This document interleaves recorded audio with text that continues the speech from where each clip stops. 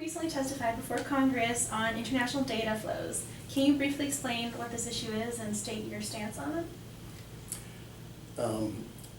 Flows of information across borders is a fundamental issue for U.S. businesses, for any global business.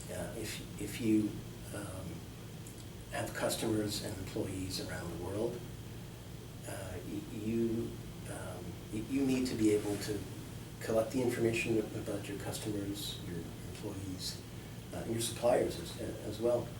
And you need to be able to store it and process it in ways that make the most sense from a computer networking point of view.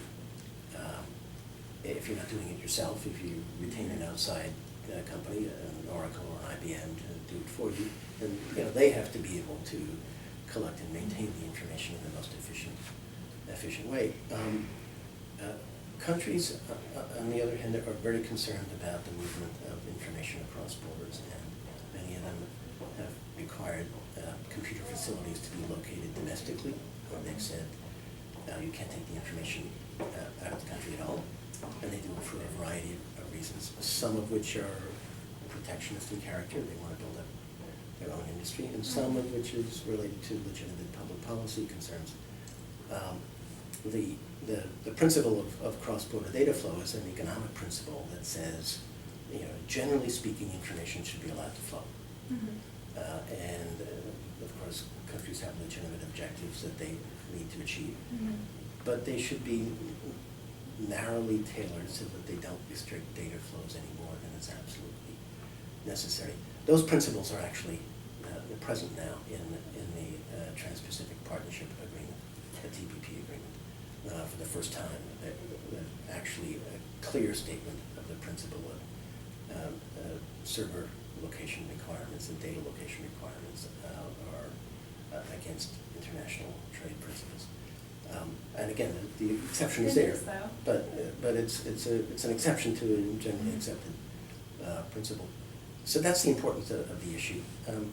Beyond that, there's a larger sort of human rights issue at stake here, which is an odd thing to say in the context of a trade agreement, but it is. It's true.